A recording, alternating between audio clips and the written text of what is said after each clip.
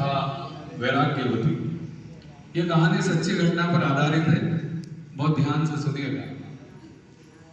वैराग्यवती जो थी काफी संपन्न परिवार से थी।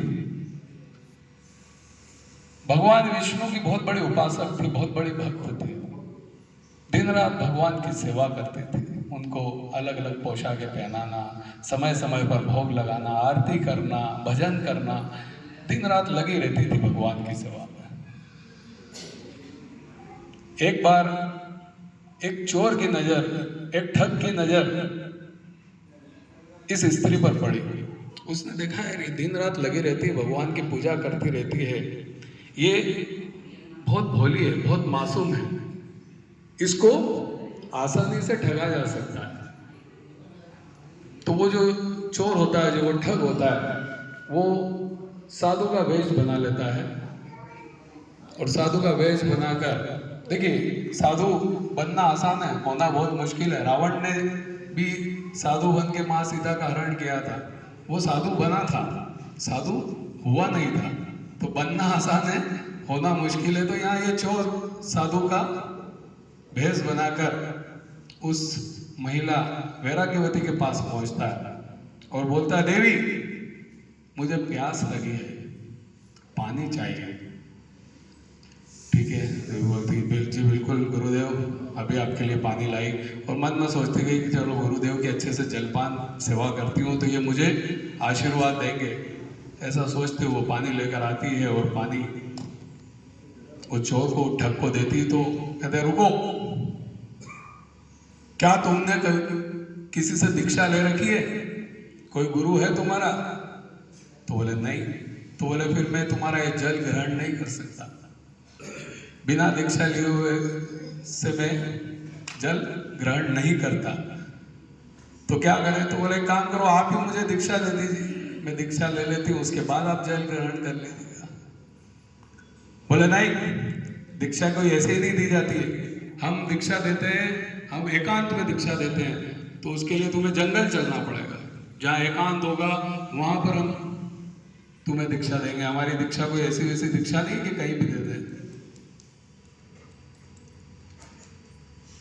वैराग्यवती भोली भाली बोले, ठीक है, अगर दीक्षा के लिए एकांत में चलना जरूरी है तो मैं चलने को तैयार हूं।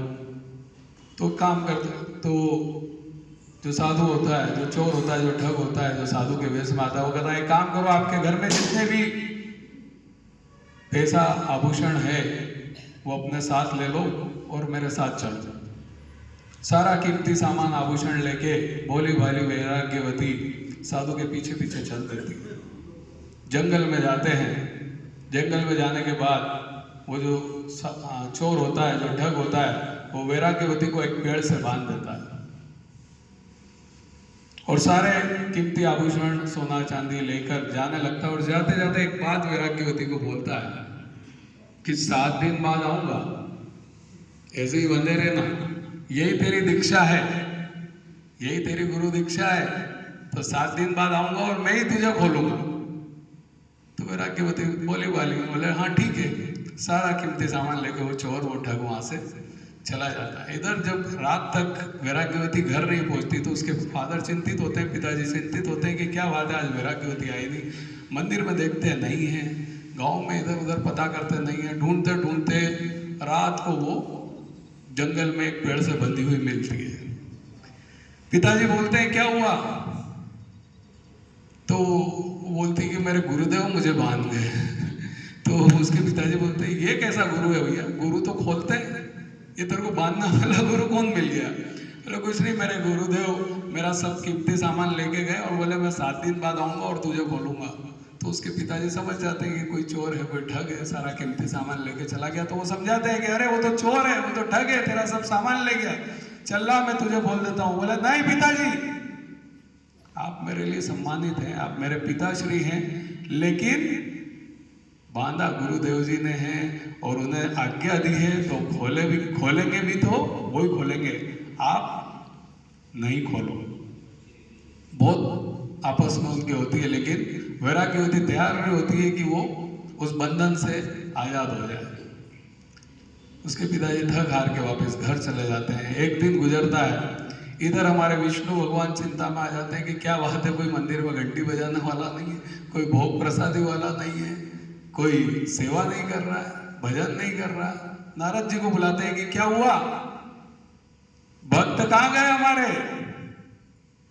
तो नारद जी कहते हैं कि जो वैराग्यवती जो भक्त है आपकी, उसको तो एक ठग ने, एक चोर ने पेड़ से बांध दिया और उसका सब सामान लेके भाग गया। तो विष्णु भगवान कहते हैं जाओ और उसको बंधन से मुक्त करो, खोलो उसको, यहाँ 2 दिन से कोई भोग प्रसादी नहीं हो रही हमारी।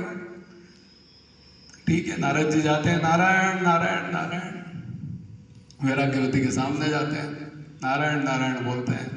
बोले पहचाना मुझे? बोला हाँ पहचाना, आप देवर्षि नारद हैं, मैं आपको प्रणाम करती हूँ, लाइए मैं आपको खोल देता हूँ। बोले नहीं नहीं, मेरे गुरुदेव मुझे बांध गए हैं और वही खोलेंगे। बोले वो गुरुदेव नहीं है, वो चोर है, वो ठग है, वो तेरा सब सामान लेके चला गया है और उस पर विश्वास मत कर, मैं तुझे खोल देता हूँ। बोले नहीं नहीं, खोलेंगे तो मेरे गुरुदेव ही। तो बोले तुम क्यों नहीं मानने को तैयार है कि वो ठग है, वो चोर है? बोले मैं केवल इतना जानती हूँ कि वो मेरे को आज्ञा देके गए हैं, मुझे दीक्षा देके गए कि ये तेरी दीक्षा है, आके वही खोलेंगे। देखो, और गुरुदेव के इतना मेरा चमत्कार है कि 2 दिन नहीं हुए और नारद जी को मुझे दर्शन देने आना पड़ेगा। तो ये गुरुदेव का ही तो चमत्कार है कि 2 दिन में आपको दर्शन देने आना पड़ गया मुझे। नारद जी थक हार के वापिस जाते हैं, विष्णु भगवान के पास जाते हैं, बोलते हैं वो नहीं खुलवा रही है, अब तो आप ही चलो भगवान और आप ही उसको समझाओ। विष्णु भगवान अपना चतुर्भुज रूप धारण करते हैं और वैराग्यवती के सामने जाते हैं। वो बोलते हैं, तो वैराग्यवती उन्हें देख के प्रणाम करती है, नमन करती है कि भगवान विष्णु दर्शन दे रहे हैं। बोले लाइए मैं आपको खोल देता हूँ, मैं भगवान हूँ। बोले नहीं, आप भगवान हैं, बिल्कुल सही है, लेकिन मेरे गुरुदेव मुझे बांध गए हैं और वही आके खोलेंगे। और देखो मेरे गुरुदेव का चमत्कार देखो कि आज 3रा दिन है और स्वयं प्रभु को मुझे दर्शन देना आना पड़ गया। तो ऐसा गुरु कहाँ मिलेगा? मानने को तैयार नहीं कि वो चोर है, वो ठग है। अब भगवान विष्णु भी परेशान होते हैं, अब अपने भक्त को इतना परेशान देख के वो भी बड़े परेशान हो रहे हैं कि यार क्या करूं, कैसे इसको इस बंधन से मुक्त करूं।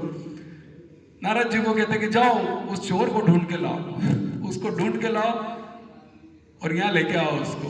बोले कहाँ मिलेगा? बोले देखो कहीं चोरी वोरी कर रहा होगा, कोई चोरी की प्लानिंग बना रहा होगा। ठीक है, नारद जी ढूंढते हैं तो एक जगह वो चोरी की प्लानिंग करता हुआ मिल जाता है। बोलते प्रणाम। वो भी अरे नारद जी आ गए, प्रणाम, क्या हुआ? बोले आपकी शिष्या को बांध के आए हो आप जंगल में, उसको बंधन मुक्त करना है, प्रभु भी वहाँ पर इंतजार कर रहे हैं आपको। तो डर जाता है, डरते डरते आता है उनके साथ में, वहाँ जाके देखता तो भगवान स्वयं उनको प्रणाम करता है।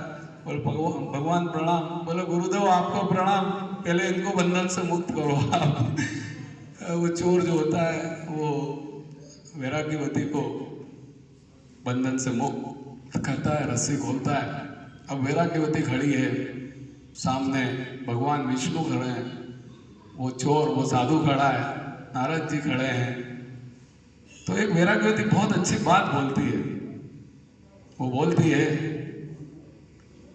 क्या बोलती है? गुरु गोविंद दोए खड़े बलिहारी कि जो गोविंद दियो बताए। तो छोटी सी कहानी, छोटा सा प्रसंग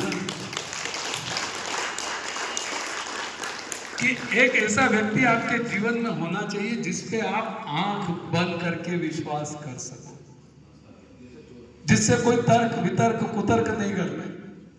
उसने जो कहा मतलब वो सही कहा। एक ऐसा व्यक्ति आपके जीवन में होना बहुत जरूरी है, एक ऐसा गुरु आपके जीवन में होना बहुत जरूरी है जिसपे आप आंख बंद करके विश्वास कर सको, क्योंकि वही व्यक्ति है जो आपके रास्ते को रोशन करेगा, आपको रास्ता दिखाएगा, आपके जीवन को मार्गदर्शित करेगा।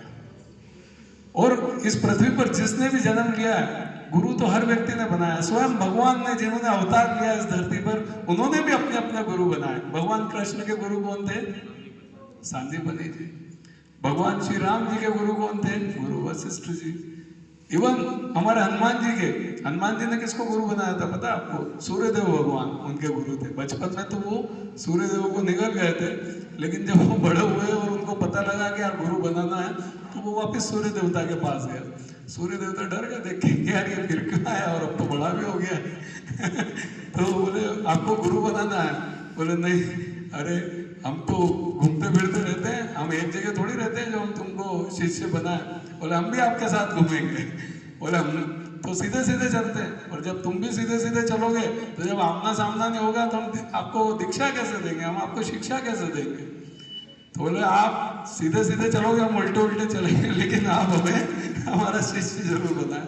तो एक जोक है तो, लेकिन सार केवल इतना है कि जीवन में गुरु का होना बहुत आवश्यक है।